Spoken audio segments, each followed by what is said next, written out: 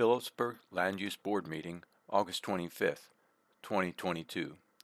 Final site plan hearing for 170 Howard Street, also known as the Peron Howard Street property.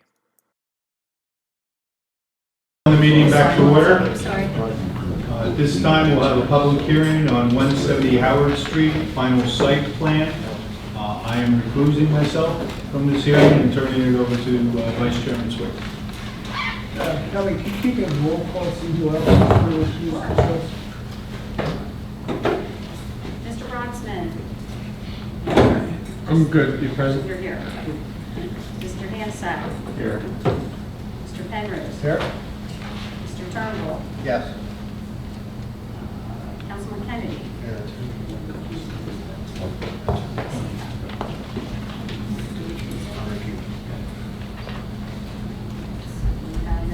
Mayor Tersigny.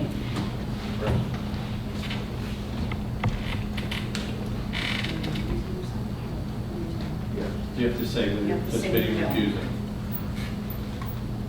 Excuse me? State whether you're participating or refusing. The amendment to the riverfront redevelopment plan. On the application for 170 Howard Street, are you participating or refusing? Accused. Okay. Thank you. We have, Vice Chairman Switford. I'm present. And we have- Chairman Duffy. I'm recusing. That's fine. So we have five. We're good. Go. We have four. Yes, sir. Great. Thank you very much. For the record, my name is Mark Peck. I'm an attorney with the Florio Carucci Law Firm here on behalf of the applicant, Peron Construction LLC. Before we get going, we have provided, published and served all the necessary notices and provided the necessary affidavits to the board. So this board does have jurisdiction to proceed.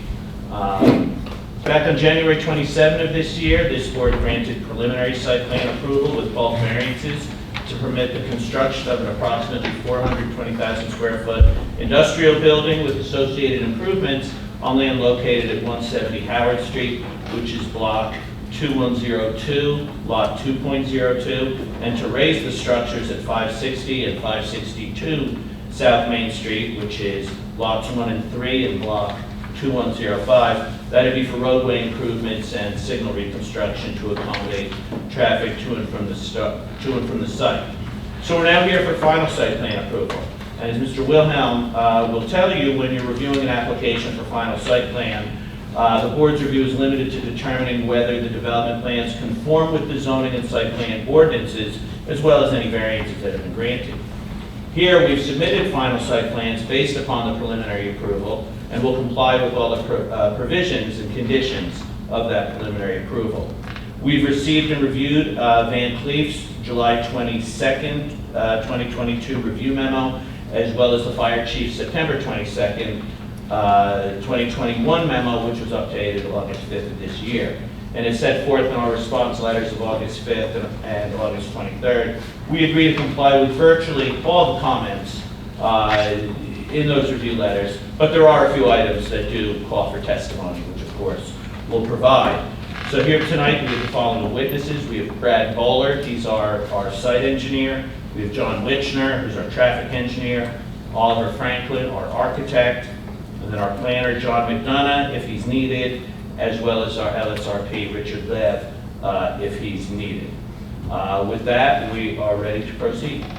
Thank you. So, Mr. Vice Chairman, jurisdiction is established, as Mr. Peck said, we have the proper notice. Thank you.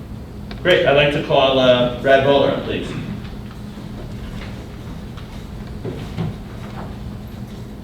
Raise your right hand. Do you swear from the testimony you're going to give in this matter to be the truth to the best of your ability? I do. Thank you. And we have Mr. Bowler's residency from Martha Day 1, and he's a familiar Yes. with Mr. Bowler. He was confirmed as an expert at the last hearing. Thank you. Brad, can you refresh the board with the site plan that we're proposing? Sure, so number A2. Mr. Wilhelm? Yes, please. This is the colorized site plan with the landscaping on it that was submitted to the set was submitted to the board. This is colorized for the presentation purposes. north is the top of the page. Howard Street runs along the top of the rendered portion, and we do have a warehouse in the middle, proposed at 420,000 square feet, that's in tan, with parking on either side. We have two access points, one near McKean Street on the east side of Howard Street, and one further to the west along the Howard Street area as well. Two parking areas for cars, 154 parking spaces to the east and 198 to the west, for 52 parking spaces for the facility, and that was previously approved as a special variance. They do have 39 trailer spaces to the west of that location as well.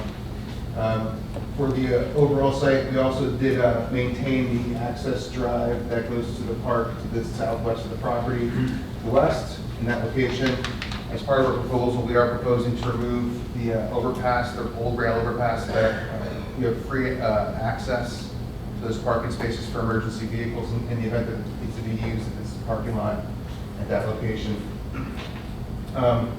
That's generally the proposal. There hasn't been much in the way of changes from the previous application to now, with the exception that we refined the stormwater requirements. And I do have a number of testimonials to go through with the review letter. But in general, we've refined the stormwater to meet the NJDEP criteria. We do have our flood hazard permit in hand.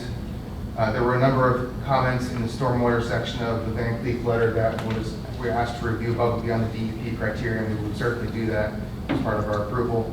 With the exception of one comment about coverage requirements, which we noted in our response letter. So Brad, you had the opportunity to review the Van Cleef July 22nd, Yes. 2022 review letter, I did. and you participated in preparing the August 15, 2022 response letter from your office? Yes. Okay, do you want to, and most of this letter shows where we agree to comply with comments and will proceed accordingly, correct? Yeah, and there's a number of items that requested some testimonial items about how we're going to address certain things or how we would want to comply with them. So I'll start with those, and any items that I'm asking not to comply with, I'll note to the board, there's only a few, and the rest of them are just other really testimonial items. So the first item is on page 19, it's letter J. I'm sorry. Yeah, that's the right one. There's a note about a temporary waiver required. We believe we comply with this requirement, we will, but Van Cleef did mention a temporary waiver, so we would comply with that requirement for lighting purposes. With regards to letter item K, which is also on page 19, it notes that these are light fixtures should be cut off at the residential property lines. We don't have any residential properties around our area, but we do have a park to the south, so we would agree to comply with that requirement at that location, and no waiver will be required. With regards to letter L, it's also another temporary waiver about providing fixture cutoffs for our lights, and again, we would comply with that requirement. And then letter M is a temporary waiver as well. We do not need a waiver on that one as well. We have a grid on our lighting plan, and we do show compliance with the ratio requirements for the town. So those four waivers that were noted in the Van Cleef letter will not require waivers from the application.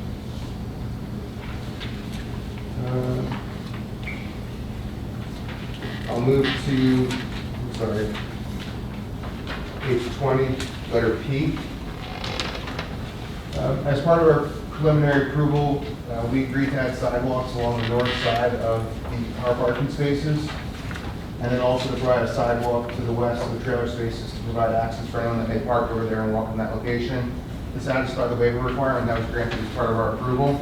If the board feels that additional sidewalks is necessary, and we do have stormwater basins where we can't add it, we'd ask for the waiver from the board for that requirement. We do feel like we comply with that requirement based on our preliminary approval. So that's that for that side.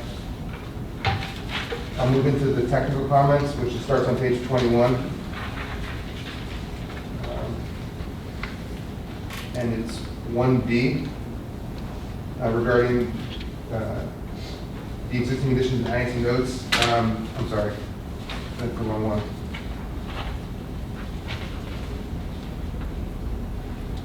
On page 22, it's just above the demolition plan, DI. Just in general, the general notes for the section references design guidelines, and as a note to the board, we meet all the design guidelines as listed in your ordinance. I'll move to page 23. It's the fifth item down, it's VIII. This is to note, I mentioned before that there's no disturbances on the park area. Our goal is to remove the overpass without going onto the park's property or the Green Acres property at that location.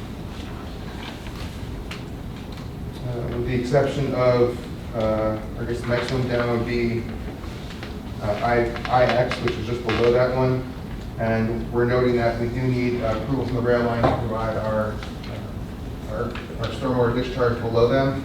We've discussed this previously with that group, and we have an agreement in place from the previous development, which is residential, so we're going to reuse that, and we're going to renew that agreement with the development. We've been discussing with the rail line already that's going to happen. Skip ahead to page 26. This is under the grading section, and it will be IV. And there's a note about the lining of the basins, stormwater basins at these locations. Essentially, that's been provided for the contamination. We work with the LSRP on our stormwater design, who's the environmental scientist that works for the project. Our geotechnical engineers determined there's no karst topography on site, so the lining is really just to address the environmental concerns from the LSRP. The next item I want to hit is the one just below it, is D. We can provide a stormwater management analysis, and we went through the entire review. Again, one comment in that section that we're asking not to comply with. The remainder of this, we will comply with regards to the bank letter.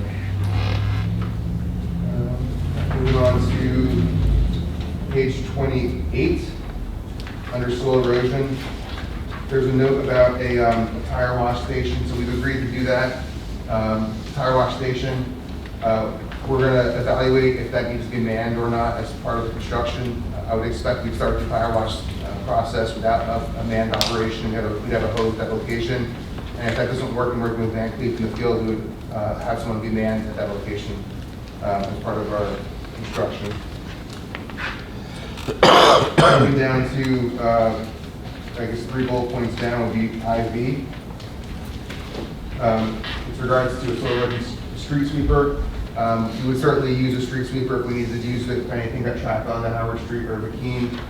We may not have it on site at all times, but we would use any methods that's required by Van Cleef or by the soil erosion district to clean up those areas.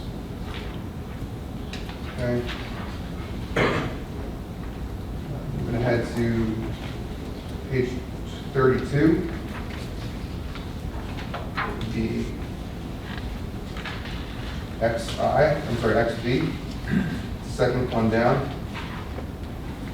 This is a note that we are proposing to still, as part of the preliminary, enlarge the water main from McKean Street down to Stockton, and then further down to our next western driveway entrance to a 10-inch line. And then also take that same line and go up Stockton Street to one of the alleys that's at that location. There's a 10-inch line that ends at that location. So basically creating a larger loop than what's currently there. Currently there's a 6-inch line. When we do that construction, the goal is to install the water line first and then swap it over so that there's no loss of water for any of those tenants or owners in those locations. Same with the fire hydrants. We would connect the fire hydrants in as we go through, so there's no loss of fire protection at those locations. And this will be designed by the water company as part of the final construction. All right, the last one is, on this page, would be the full stormwater section. I mentioned that up front that we're intending to comply with the request for Van Cleef, with the exception of triple U, which is a coverage calculation requirement. We believe that the calculation we did in that section is fair and appropriate for the design in accordance with our stormwater design requirements. I think that's it for the civil items. I know we submitted a traffic report and architectural plans.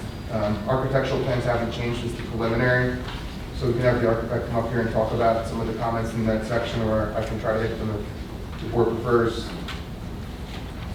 Do you have any other questions? I do. The applicant is indicating they're seeking, we made a recommendation that they provide a street sweeper on site at all times. They're looking for relief from that recommendation. Based on experience of similar sites in town, having some type of sweeper that's equipment-based would be appropriate.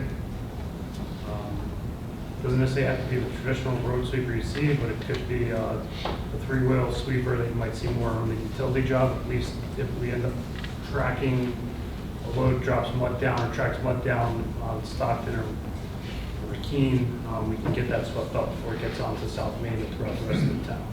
That option's fine, the smaller version, we can have flexibility there, yeah. And then as regard to stormwater, it should be addressed that they'll have to comply with DEP requirements as per the town's code. Yep, that's not a problem. Anything else? In terms of any changes, you went through any minor changes you might have had from preliminary to final with stormwater. Is there any changes from the DEP approval for the flood hazard that impacts what was previously considered under preliminary? They asked for a few planting changes in the bioretention basin, but that was it. Okay.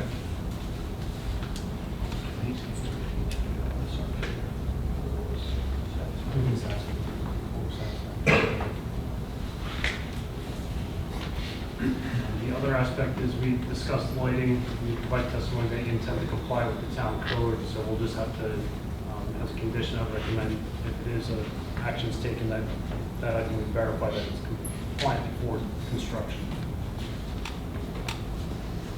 That's all the comments I have. You good with that one? You good with that, right? Yes.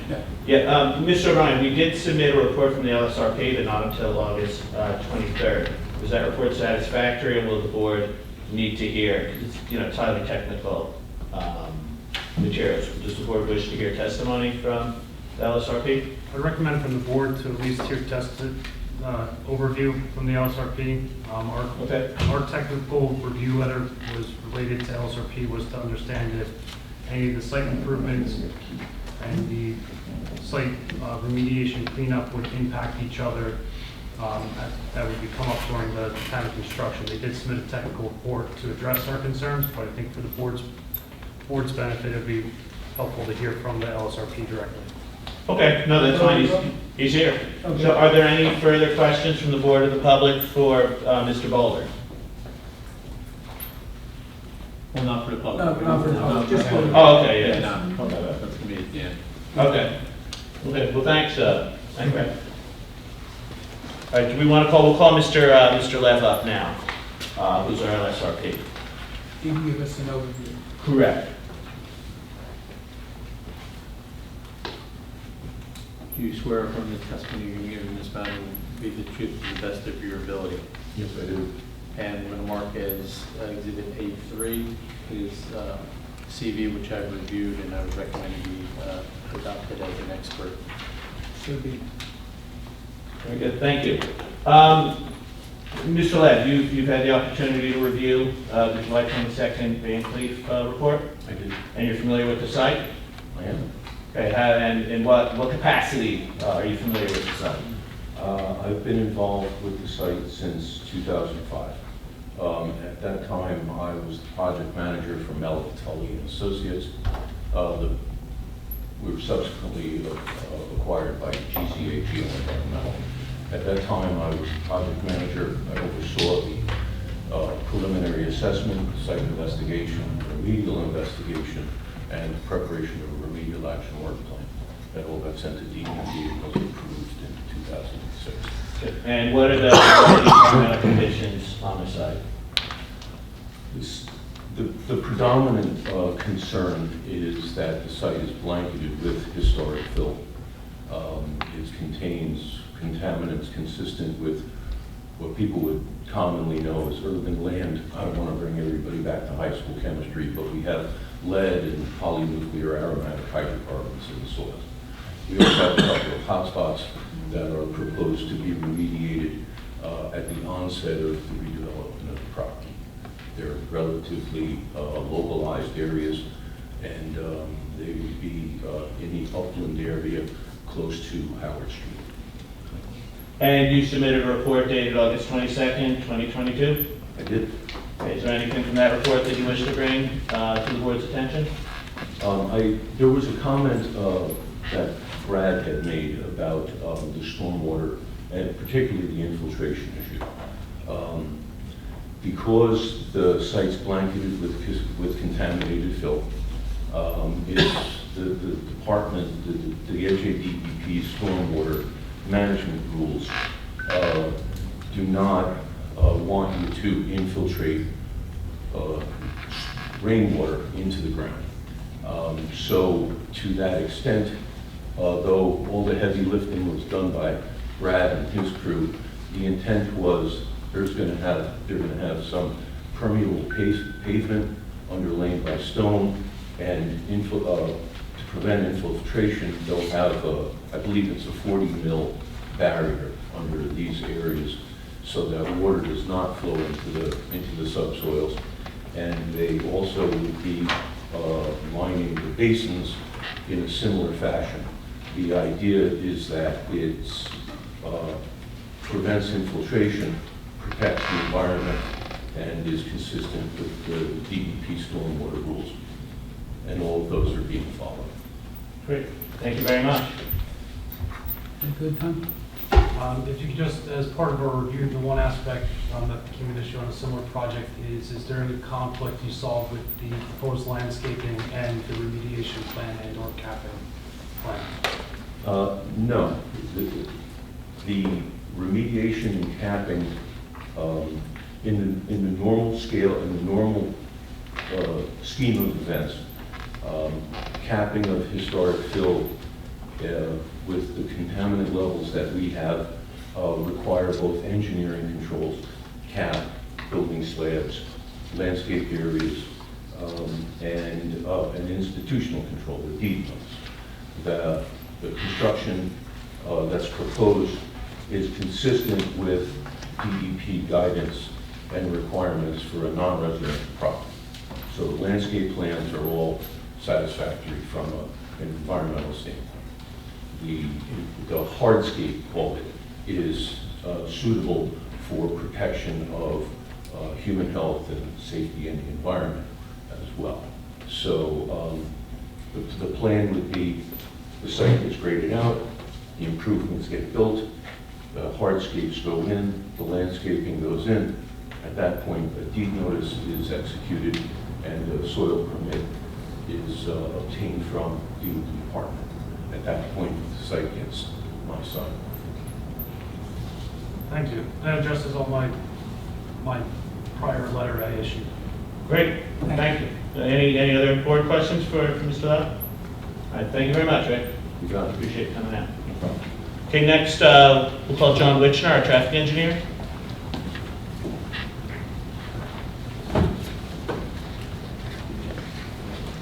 Do you swear from the testimony you're going to give in this matter will be to the best of your ability? I do.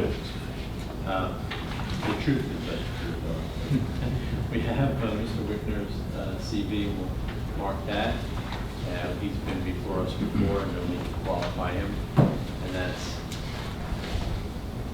A3? 4. 4, yeah, right. Okay, thank you very much. So John, you're familiar with the site and you provided testimony during the preliminary approval phase? Yes, that is correct. And has anything changed with the traffic counts or projections from the preliminary to the final? Nothing has changed between preliminary and final. There were a couple additional analyses that were performed at the request of the town that I can speak to. Yeah, so why don't you do that? Sure. So a traffic study was submitted during preliminary review. A revised traffic study was then subsequently submitted to the town for final review, final preliminary plan review. A couple of highlights from that revised traffic study, as Mr. Peck had referenced earlier, there are two properties at the intersection of South Main and McKean Street that have been acquired in order to perform roadway improvements, i.e. a larger radius for the right turn movement from McKean Street onto South Main Street. What that does is it prevents or it eliminates the need for trucks to make a circuitous motion on the northern side of South Main Street by going through the intersection, making a left onto Sickreed, making another left onto Stockton, another left onto South Main, which physically would be necessary if we did not have roadway improvements at the intersection of South Main and McKean. And then secondly, as was requested or discussed during preliminary plan approval, the applicant is agreeable to a no left turn for trucks on the northbound approach of McKean Street out South Main Street. And the traffic analysis does reflect that. With those two improvements, all levels of service will be operating in acceptable levels of service.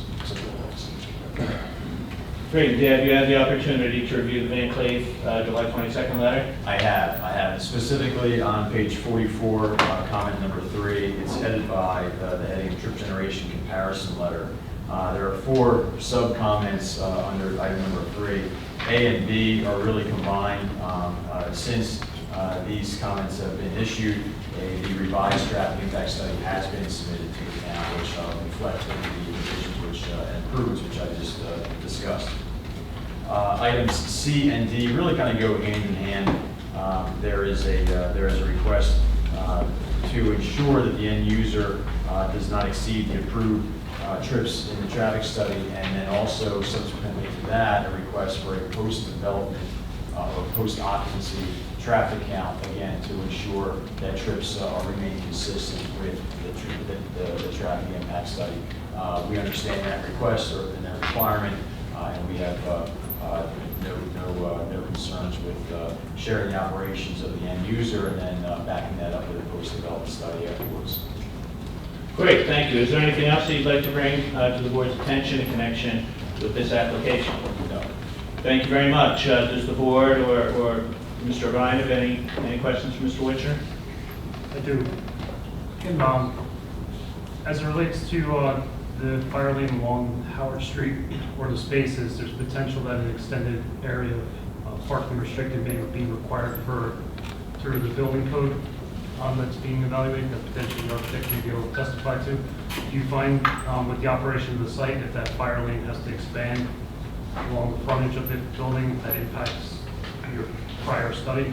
It does not impact the prior study. I would like to let the architect kind of talk about the width of the roadway and therefore the apparatus, in relation to the building from a firefighting perspective. But from a roadway or traffic capacity perspective, no impacts. Thank you. Anything else? That's everything I have. Okay, thank you very much. I'd like to bring up presumably our final witness, Oliver Franklin, our architect. He also provided his CV, I believe, and he's also testified for this board as a sort of architect.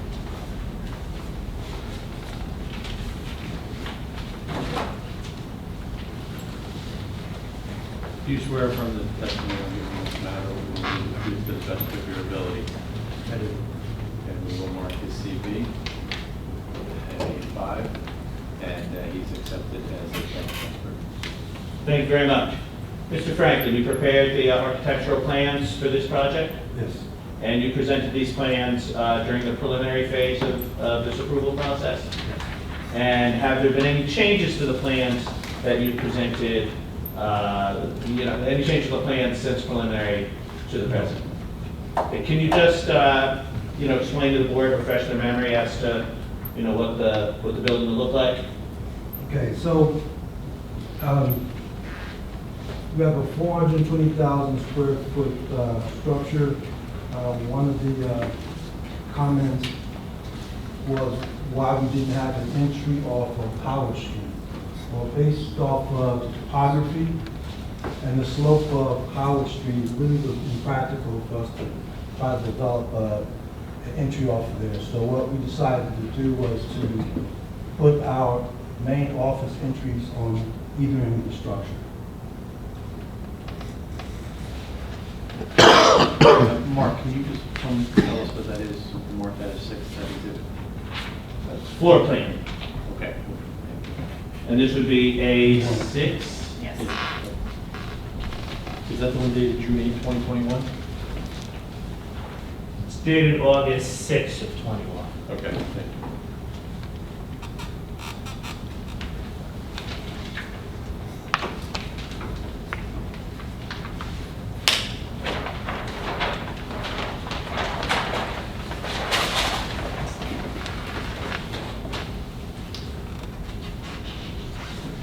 is the elevation, same date. Sheet A2. Should we call this A7 or should we call A6? Like, if there's more sheets, you know. we can How many change. more do you think? 2 more. Okay, let's do them separately. Okay, so this will be A7. And this is the elevations, Yes. north and east, south and west. This is the north and west elevations. Okay. So we propose 2 office locations on either end of the north elevation. The west and east ends are defined by raised parapets, intermediate banding, room color infill that designates the office blocks. Now, what we tried to do here, since this is a precast building, it's pretty flat, we were relying on our color scheme to kind of define and break up the facade. So each parapet, this color here, they're approximately 200 linear feet between one another. That's a maroon color with a gray infill. In between there, which they are 100 feet apart, we have another gray element that has fields in between. And you'll see that this runs across the whole front of the Howard Street facade.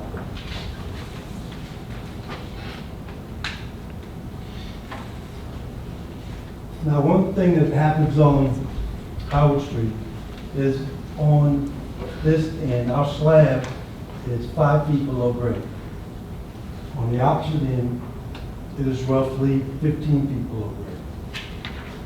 So we feel that the height of our building is at 49 feet on this side. So the fact that our building is behind that slope, it helps, it reduces the mass of the buildings across the street. In addition, we feel that our color scheme, as we break this up, roughly 50 feet, 100 feet, it's also kind of in line with buildings across the street and how they're established. You notice on the west elevation, we had the same thing on the east elevation. We show our major entry, double doors, glazing side panels. And this is an accent gray strip in the middle with office windows flanking either side. And that happens on both sides, so it defines that entry.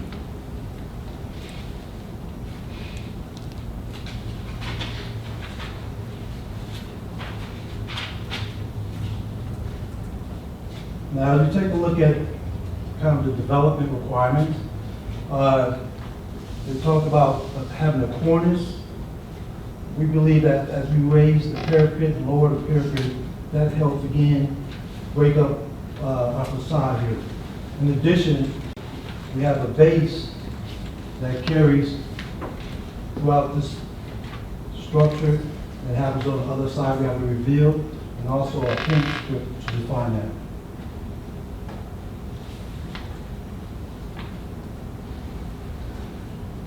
And that's pretty much what we have for the elevations. And Mark, that's architectural sheet A2, is that correct? That's correct. Okay, thank you.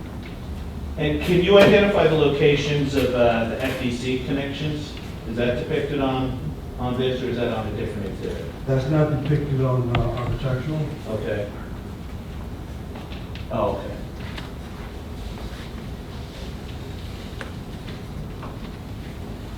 Basically, it's located on the northwest side of the building. The fire department agrees with the location, was a request for 10-foot separation between the proposed FEC and adjacent fire hydrants. Great.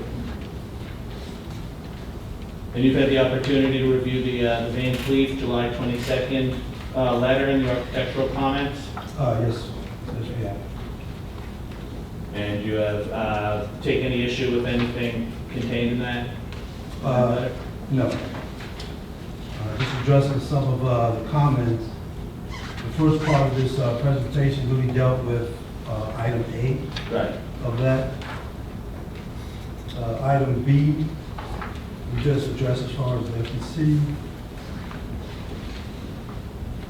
Our roof it's going to be a white, flat, quarter-inch slope that will only be utilized for mechanical equipment and access for emergency and maintenance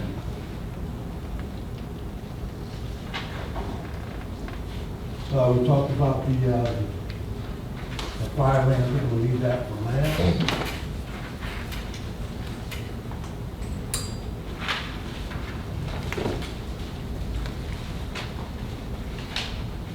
Fire protection for the building, sprinkler systems designed per NFPA 13 guidelines throughout proposed structure.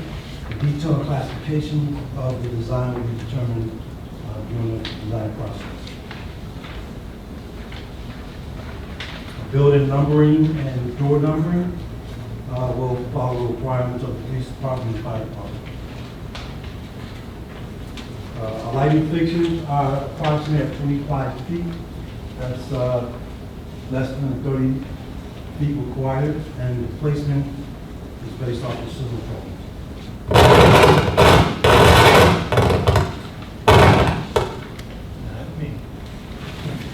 So for green buildings, we are not designing to green building standards, to meeting these standards for a particular certification, but we will try to incorporate many green building design elements. For example, VOC materials, water conserving fixtures, and more prevention components. We'll also meet the New Jersey State Energy Code requirements, low E windows, white roof, and exterior wall insulation.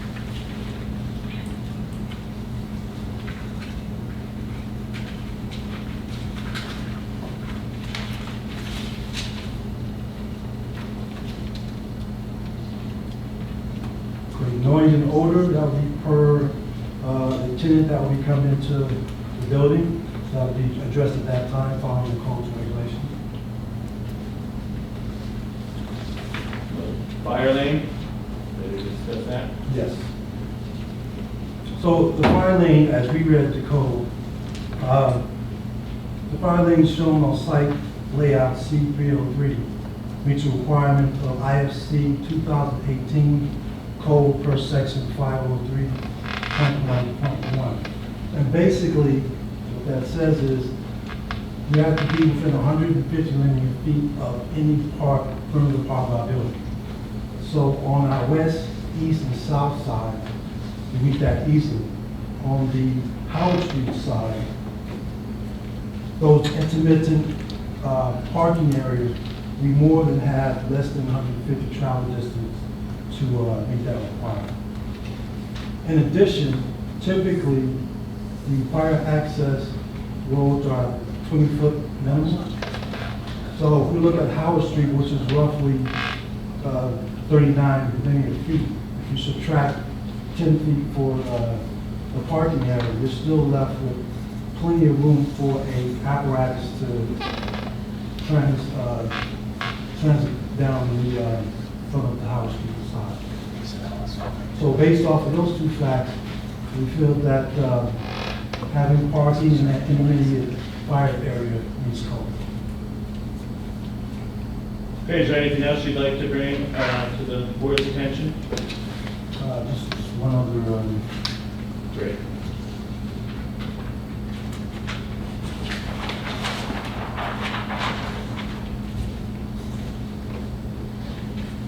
A8. Oh, Good. good. Fine, that's with you.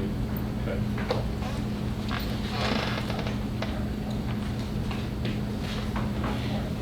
So basically what we see here, I believe this is the northwest corner, northeast corner. So we're identifying a major office block which is created on both sides of the building. And we're kind of representing, we know that the concrete panels are flat, but you can see how with our color pattern, we're really breaking up that facade in the parking lot, we're accentuating the entry. And as we go down Howard Street, as we play with the colors, the dark colors in the maroon and lighter grays here, that is really breaking up that facade, along with part of it being under. Thank you. That concludes Mr. Franklin's direct testimony. If the board or his professionals have any questions? Okay. Okay with the architect comments about the roof and the builder? Yes, okay. They indicate they will comply with the town regulations. Anybody in the board?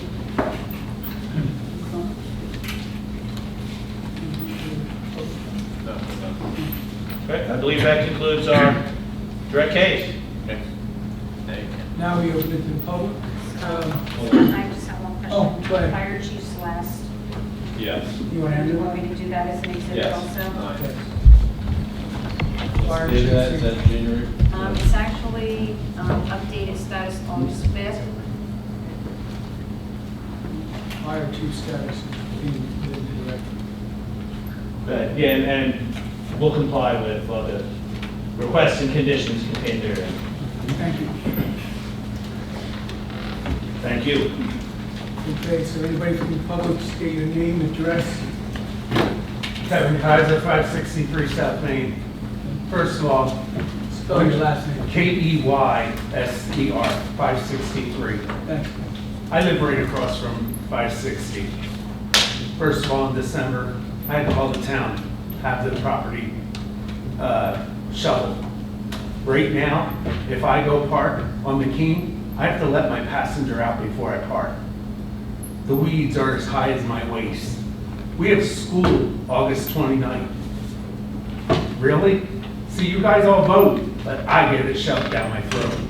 Just like he said, hot spots. How are we getting rid of that hot spots? Are we taking the dirt out? It's shoved down my throat. I gotta breathe it. All the others are renters around me. I'm a town, I'm an owner. Why? Why? Are we gonna address this? He said hot spots. I don't know. I'm not familiar with it. Is it gonna be pulled out? We're saying, oh, maybe they're gonna have a sweeper, maybe they're not gonna have a sweeper, maybe sometimes. Guess what? I have to go step in it, bring it in my house. Don't let this happen. Taxpayers are sick and tired of it. November's coming around.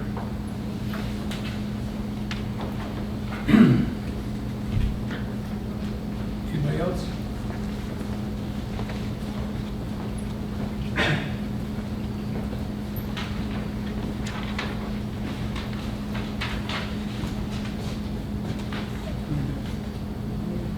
Good evening.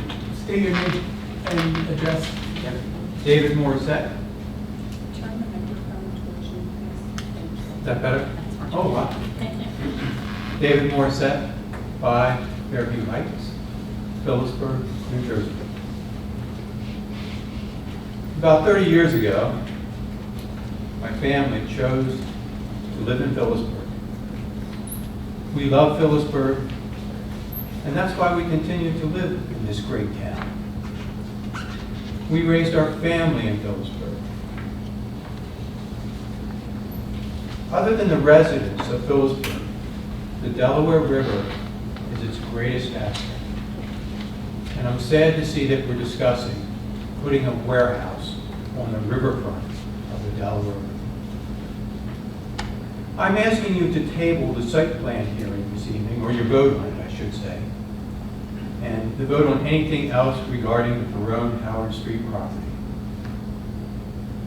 I believe a court decision will be handed down prior to the next Land Use Board meeting that will vacate Ordinance 2021-14.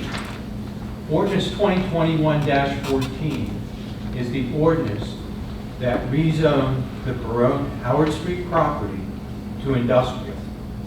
If that ordinance is vacated, what you see here currently is just noise. An industrial site can't be built on that property. The court heard oral arguments in August, and the decision is due shortly. I was hoping it was going to be in before tonight, but it will be in shortly. And I recommend that you send, when you do vote, if you're going to vote over my objection and not table it, I hope you recommend to the council that they don't amend the riverfront redevelopment plan. Okay? What you're doing tonight, considering doing tonight, is a very serious step. I had a friend explain to me one time that when you pass the final site plan, it's analogous to when you have an adoption, signing the final adoption papers, and that you're signing and sealing that it's said and done. And the problem happens, in this case, you're going to find out when you sign those final adoption plans, the child was not eligible to be adopted. If the court comes back and says that this property is not, or that it vacates the ordinance, this property is not industrial. So it won't hurt to wait 1 month and table this and take the vote next month for the final site plan. Thank you. Anyone else? Anyone else? No further comment? Anybody on the board have any comments? No comment?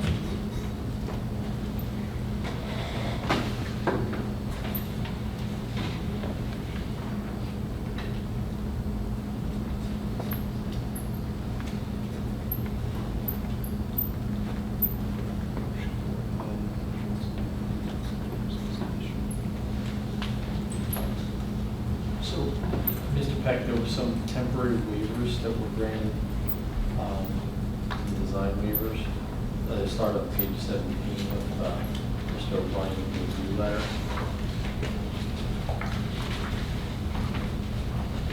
Are you seeking, the question is, are you seeking permanent waivers, or are you going to address those?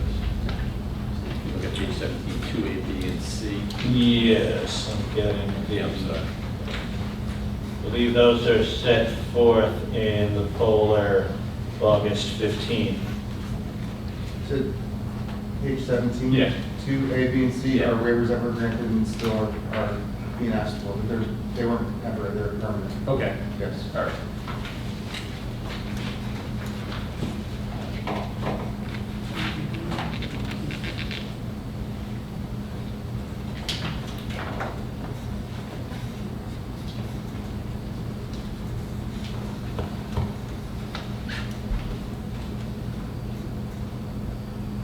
So I have then a total of 5 permanent waivers, does that sound correct?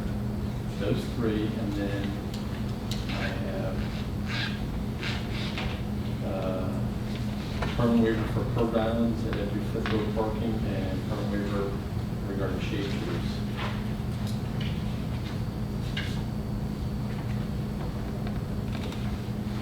Yes.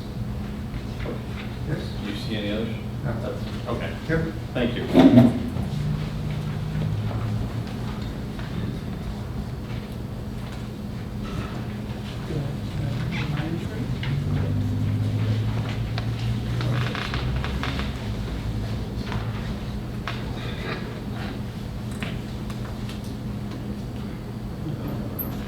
All the language is set.